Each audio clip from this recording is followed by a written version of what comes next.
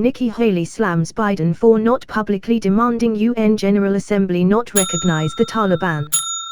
Former ambassador to United Nations alleges America looks weak and pathetic. Former ambassador to the United Nations Nikki Haley criticized President Biden for failing to demand that his international peers not recognize the Taliban as the official government in Afghanistan, saying America looks weak and pathetic.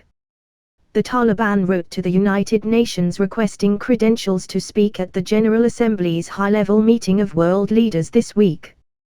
The United States is on the Credentials Committee.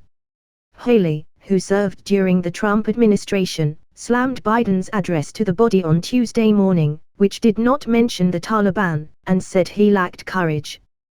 This week, Joe Biden was bold enough to go to the UN to lecture the world on human rights, Haley told Fox News.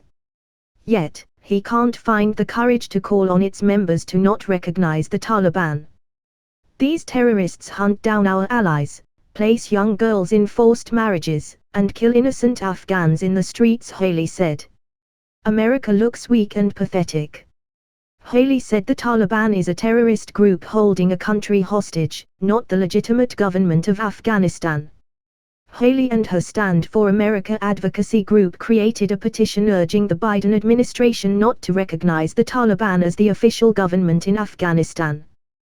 The petition, according to a Haley aide, already has 65,000 signatures.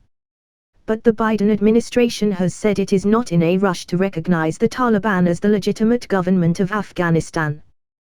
There's no rush to recognition, and that will be planned dependent on what steps the Taliban takes, White House Press Secretary Jen Psaki said earlier this month.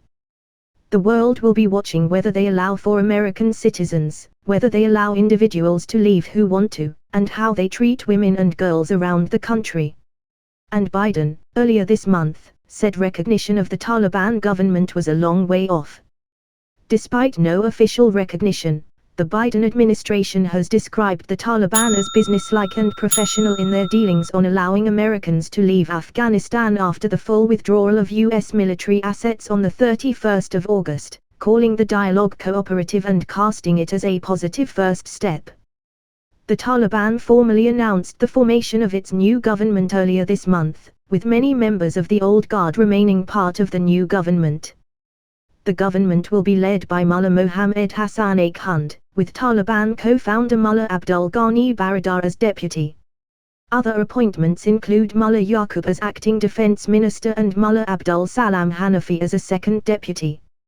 At this point, the Taliban's acting interior minister is Sirajuddin Haqqani, the head of the Haqqani Network, a designated terror organization and one of the FBI's most wanted terrorist operatives. The Office of the Director of National Intelligence describes the network as a Sunni Islamist militant organization that is responsible for some of the highest-profile attacks of the Afghan war. Afghanistan is scheduled to give the last speech on the final day of the high-level meeting on the 27th of September. It is unclear, at this point, who will speak if the Taliban is given Afghanistan's seat. A Biden administration official said members of the Credential Committee are deliberating and following the issue of potentially credentialing the Taliban closely. When the Taliban last ruled the country from 1996 to 2001, the UN refused to recognize their government and instead gave Afghanistan's seat to the previous, warlord-dominated government of President Burhanuddin Rabbani, who eventually was killed by a suicide bomber in 2011. It was Rabbani's government that brought Osama bin Laden, the mastermind of 9/11, to Afghanistan from Sudan in 1996. The Taliban have said they want international recognition and financial help to rebuild the war-battered country. But the makeup of the new Taliban government poses a dilemma for the United Nations. Several of the interim ministers are on the U.N.'s so-called blacklist of international terrorists and funders of terrorism.